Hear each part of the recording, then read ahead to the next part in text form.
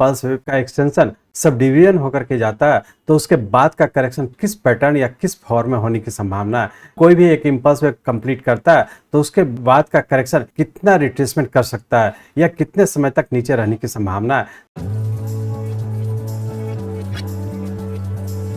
नमस्कार दोस्तों, स्वागत है आपका डॉक्टर संजय वेब के यूट्यूब चैनल में। दोस्तों, आज मैं doctor Sanjay Sinha, technical analyst working on neo web since last 27 years. हम लोग चलते हैं बैंक निफ्टी के चार्ट पे। ये बैंक निफ्टी का हम लोग का डेली चार्ट है और इस डेली चार्ट में हम लोग देख रहे हैं कि हम लोग का जो 14 दिसंबर 2022 से जो करेक्शन में इंटर किया था वो 16 मार्च 2023 को कंप्लीट करके और फिर से यहाँ से हम लोग का राइजिंग ट्रेंड में इंटर कर चुका है। और हम लोग ये देख रहे थे कि हम लोग का पैटर्न कंफर्म भी कर चुका है, शॉर्ट टर्म का भी राइजिंग ट्रेंड कंटिन्यू हो चुका था। और यहाँ पे हम लोग ये देख रहे हैं कि हम लोग का वेरी शॉर्ट टर्म और शॉर्ट टर्म दोनों टाइम फ्रेम का यहाँ पे पूरा होने की संभावना है। लेकिन यहाँ पे हम लोग देख रहे हैं कि यहाँ से जो राइज हुआ है इम्पल्स वेव के फॉर्म में कंटिन्यू किया, लेकिन ये सब डिवीजन होकर के गया है। तो हम लोग ये अब जानने की कोशिश करें कि इसका सबऑर्डिनेट वेव जो यहाँ हम लोग का करेक्शन पूरा करने के बाद जो ऊपर राइजिंग ट्रेंड स्टार्ट हुआ वो किस पैटर्न में हुआ। तो अब इसको जानने के लिए अब हम लोग इस डेली चार्ट को कन्वर्ट करते हैं आवरली चार्ट में और ये देखने की कोशिश करें कि इस पॉइंट से जो हमारा जो ऊपर का राइजिंग ट्रेंड कंटिन्यू हुआ वो सब डिवीजन होकर के हुआ या सिंपल इम्पल्स वेव के फॉर्म में कंप्लीट किया। तो अब इसके लिए हम लोग चलते हैं आवरली चार्ट में। ये हम लोग का बैंक निफ्टी का आवरली चार्ट है और जैसा कि हम लोग यहाँ पे देख रहे थे कि हम लोग का 16 मार्च 2023 को हम लोग का यहाँ पे लो बना और यही पॉइंट हम लोग का 0 पॉइंट हुआ। इसके लिए जैसा कि पिछले वीडियो में भी हम लोग डिस्कस किए थे कि हम लोग का यहाँ से जो राइज हुआ वो इम्पल्स वेव के फॉर्म में यहाँ पे कहीं ना कहीं पूरा होने की संभावना। और जो राइज हुआ है वो 5+4 मतलब 9 वेव में हुआ और 9 वेव जो होता है वो इम्पल्स वेव होता है और यहाँ पे कहीं ना कहीं पूरा होने की संभावना।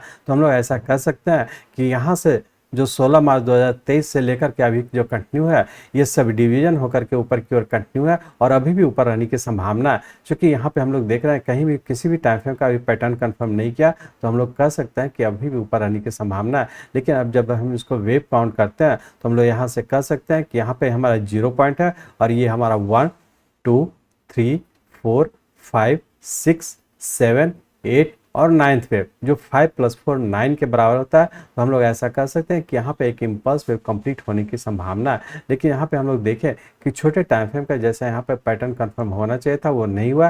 तो हो सकता है कि अभी छोटे से एक रेंज बाउंड में ही रहने की संभावना और यहाँ पे हमारा नीचे का ये बी और फिर से सी वेव में कंटिन्यू रहने की संभावना। लेकिन यहाँ पे एक इम्पॉर्टेंट चीज़ है, हम लोग जैसा जानते हैं एडवांस कोर्स में आप लोग से बताया कि जब भी हमारा कोई इम्पल्स वेव सब डिवीजन होकर के जाता है तो उसके बाद का जो करेक्शन होता है वो भी हम लोग का सब डिवीजन में होता है। तो हम लोग ऐसा कर सकते हैं कि यहाँ से जो हम लोग का राइज हुआ और यहाँ से जो करेक्शन में इंटर करने की संभावना वो सिंपल पैटर्न में होने की संभावना नहीं है। मतलब यहाँ से जो करेक्शन होगा वो कम्प्लेक्स करेक्शन के फॉर्म में होगा और कम्प्लेक्स करेक्शन का मतलब है कि यहाँ पे बहुत ज़्यादा संभावना है कि एक फ्लैट पैटर्न के फॉर्म में मतलब थोड़ा थोड़ा ऊपर नीचे मतलब बहुत स्लोली ऊपर नीचे होते हुए करेक्शन में इंटर करेगा। तो हम लोग फाइनली ये कह सकते हैं कि चूंकि यहाँ पे जो इम्पल्स वेव का फॉर्मेशन हुआ वो एक सब डिवीजन में होकर के हुआ तो बहुत ज़्यादा संभावना है कि इसके बाद का जो करेक्शन है वो भी सब डिवीजन में होने की संभावना है। अब हम लोग ये चीज़ कह सकते हैं कि चूंकि यहाँ से हम लोग का प्राइस पैटर्न वाइज तो इम्पल्स वेव का फॉर्मेशन हुआ,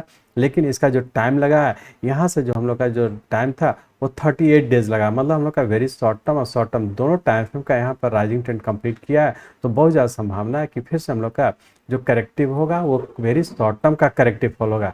मतलब बहुत ज़्यादा संभावना है कि जो वेरी शॉर्ट टर्म का करेक्टिव फॉल होगा तो उसका टाइम भी बहुत ज़्यादा रहने की संभावना है।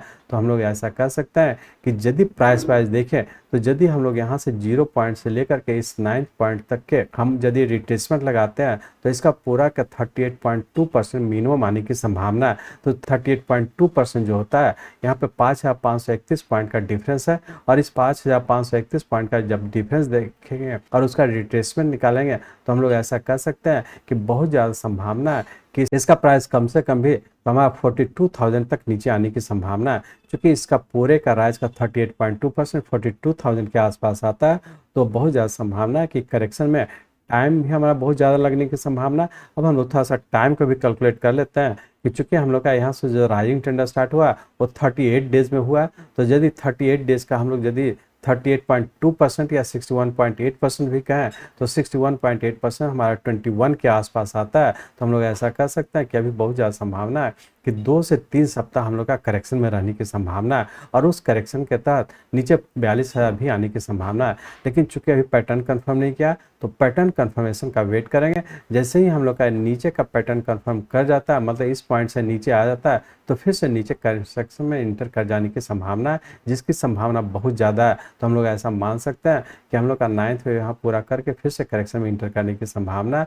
वैसे अभी हम लोग का चूंकि पैटर्न कंफर्म नहीं किया तो बेहतर अभी हम लोग छोटे से रेंज बाउंड में ट्रेड करें, और जैसे ही पैटर्न कंफर्म करता है एज्यूम करना शुरू कर देंगे कि बहुत ज़्यादा संभावना है कि 42,000 और आने वाले 2 से 3 सप्ताह करेक्शन में रहने की संभावना है। तो अब हम लोग देखें कि मंडे और ट्यूसडे को क्या होने की संभावना है। तो इसके लिए अब हम लोग इस आवरली चार्ट को हम लोग कन्वर्ट करते हैं 15 मिनट के चार्ट में। हम लोग 15 मिनट के चार्ट में आ चुके हैं और यहाँ पे हम लोग देख रहे हैं हम लोग का यहाँ पे एक 9th वेव कंप्लीट किया, मतलब एक इंपल्स वेव कंप्लीट करके हम लोग करेक्शन में इंटर किए हुए हैं। लेकिन बहुत ज़्यादा संभावना है मंडे ट्यूसडे के लिए हम लोग का रेंज बाउंड के तहत ऊपर 44,150 और नीचे 43,500 इसी रेंज बाउंड में रहने की संभावना, और नीचे का स्टॉप लॉस रखें 43,340 का। इस स्टॉप लॉस को ध्यान में रखकर छोटे से रेंज बाउंड में ट्रेड करें। एक चीज और ध्यान रखें, चूंकि हम लोग का ऊपर कहीं ना कहीं पूरा होने की संभावना, तो बहुत एग्रेसिव होकर के लॉन्ग पोजीशन नहीं बनाएंगे, ऊपर के ऊपर प्रॉफिट बुक करने का कोशिश करेंगे, क्योंकि बहुत ज़्यादा संभावना है कि हम लोग का करेक्टिव फॉल में इंटर हो जाने की संभावना है।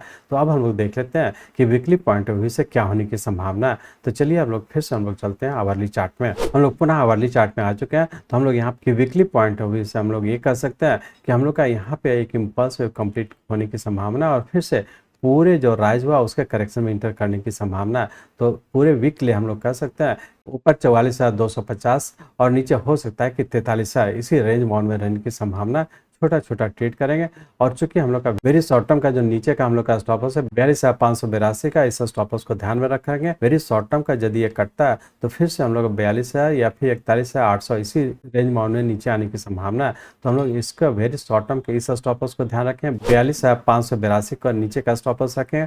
वैसे हम लोग का जो इंट्राडे का जो लोअर स्टॉप लॉस है इसको भी ध्यान रखें। कटने के बाद हम लोग करेक्शन में इंटर हो जाने की संभावना है। तो इस तरह से हम लोग कह सकते हैं कि यदि कोई भी इम्पल्स वेव हम लोग का सब डिवीजन होकर के बढ़ता है तो उसके बाद का जो करेक्टिव फॉल होता है वो भी हम लोग का सब डिवीजन में होता है, मतलब एक कम्प्लेक्स करेक्शन के फॉर्म में होता है। और जब भी कम्प्लेक्स करेक्शन के फॉर्म में होता है तो बहुत ज़्यादा संभावना होता है कि वैसे केस में फ्लैट पैटर्न का फॉर्मेशन होता है। मतलब फ्लैट पैटर्न का फॉर्मेशन मतलब ऊपर और नीचे जो हम लोग कहते हैं कि एक छोटे से एक रेंज बाउंड में है, लोगों को समझ में नहीं आया कि इस रेंज बाउंड में क्या करना चाहिए। तो इसी तरह का मूवमेंट आने वाला 1-2 सप्ताह इसी तरह का मूवमेंट होने की संभावना है। तो हम लोग छोटा छोटा ट्रेड करें और छोटा छोटा स्टॉप लॉस को फॉलो करते हुए ट्रेड करेंगे।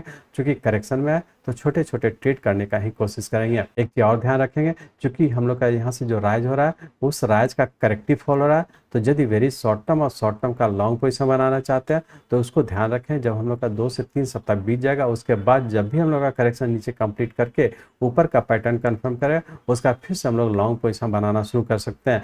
जब तक कि हम लोग का करेक्शन पूरा करके ऊपर का पैटर्न कंफर्म नहीं करता, बहुत एग्रेसिव होकर के बड़े टाइम फ्रेम का हम लोग लॉन्ग पोजीशन नहीं बनाएंगे। छोटा छोटा ही ट्रेड करके एग्जिट होने का कोशिश करेंगे और छोटा छोटा ट्रेड करके हम लोग आगे की ओर बढ़ते रहेंगे। मैं चाहता हूं मेरे जीवन का लक्ष्य है इस मार्केट में कोई भी लूजर ना हो। इसको आप सीखें, लोगों को सिखाएं, लोगों को मदद करिए। हमारे साथ जुड़े रहने के लिए, आज के वीडियो को ध्यानपूर्वक अटेंड करने के लिए, इसे दूसरों तक पहुंचाने के लिए आप सबका बहुत बहुत धन्यवाद।